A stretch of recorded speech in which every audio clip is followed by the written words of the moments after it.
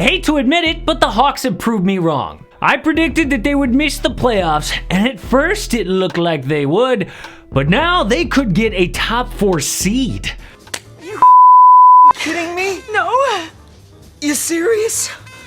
Oh my God! I know, there was one gigantic thing I missed about this team, but it wasn't Trae Young's improved defense. Oh, sweet move from Derrick Rose. Honestly, I feel stupid for not saying this earlier, even though a lot of you told me about it. This video explains why I was so wrong and how far the Hawks can go. Yo, it's Casey, this is AM Hoops. 2 member shoutouts on another Monday. You could be a member, by the way. There's a little join button right down there, or you could go over to Patreon. So, Justin Huang and Kevin Kern, guys, thank you so much. So yeah, it did look like the Hawks were gonna miss the playoffs despite all their offseason additions. Rajon Rondo, Chris Dunn, Bogdan Bogdanovic, Danilo Gallinari, and they were still losing. Oh, it's because of injuries? Actually no, the Hawks are still injured, but now they're winning. This absolutely made me go, Things that make you go, Before the All-Star break, their win percentage was dismal, and they were missing a lot of key players. After the All-Star break, their win percentage is one of the best in the league, but they are still missing key guys. The biggest difference is head coach.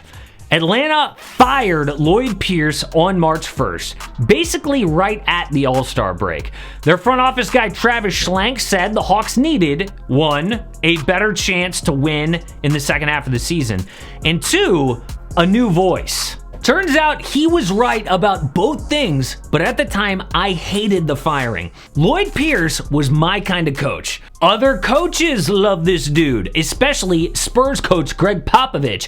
He is a no-nonsense dude who is hard on his players when they deserve it, and he does not make excuses.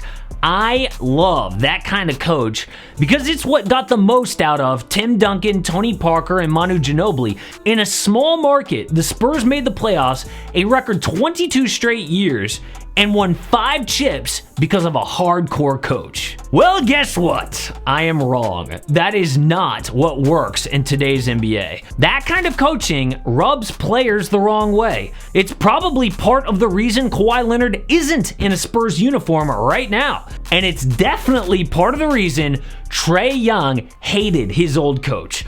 The signs were everywhere, every season. Leaks that Trae didn't like Coach Pierce calling out the team's bad defense.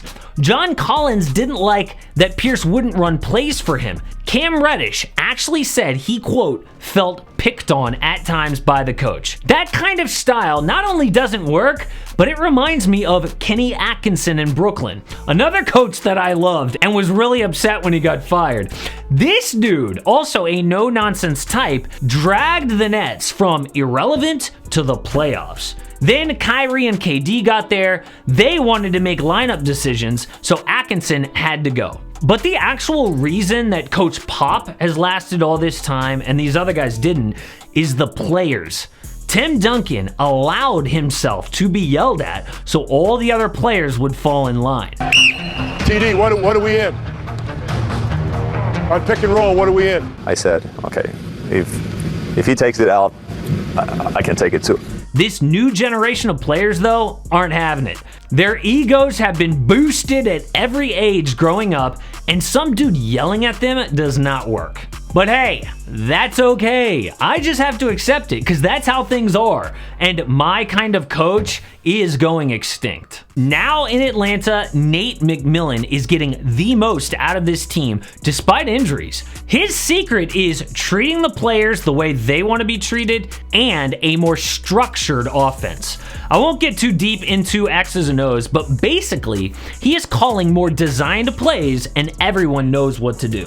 Bogdan Bogdanovic said this, quote, I can tell the difference. We have more plays running. Nate is trying to get everyone involved. With Lloyd, it was kind of more a free game. He was running stuff with lots of freedom. Nate is a little bit old school and more experienced, and he knows what can get us to the next level.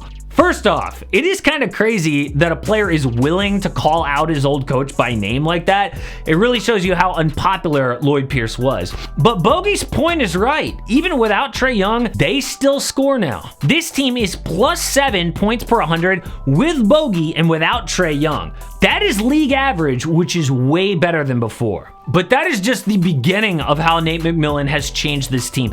I'm going to throw a lot of numbers at you, but they are really interesting. Then we're going to predict how far they can go. Under Lloyd Pierce, the Hawks had a 1-14 record when trailing by at least 10 points in a game. Under Nate McMillan, that's 6-6. Their net rating has improved from -0.9 to +4.9, but the fourth quarter net rating jumped from -7.1 to +13.7. That is second worst in the league to the second best when it matters most. Yes, it is true that the schedule has been a little easier, but that is way too big a jump to put it on scheduling, and we know it's not health because they've still been injured. So either Nate McMillan is a badass, or Magic City really does give Lou Williams superpowers. Lou special at this establishment. Skip, he got his own dish. Yeah. Barbecue wings.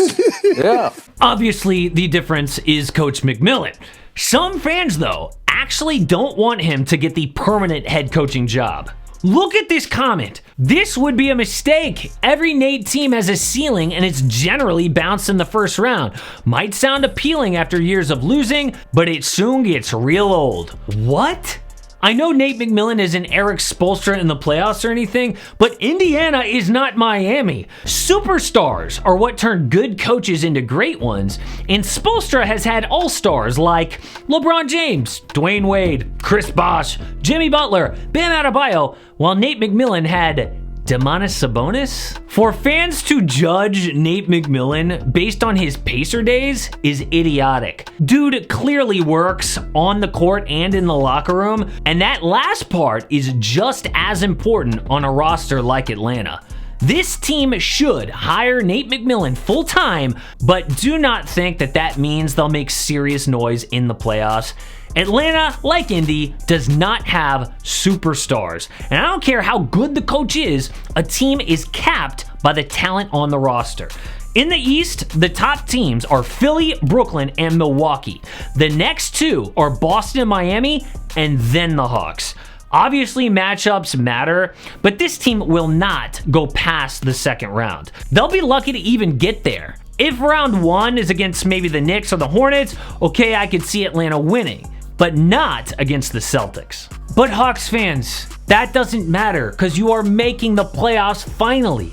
That is huge progress, and I was totally wrong about this team. It all comes down to the new style of NBA coaching, and that's a lesson I will not forget again.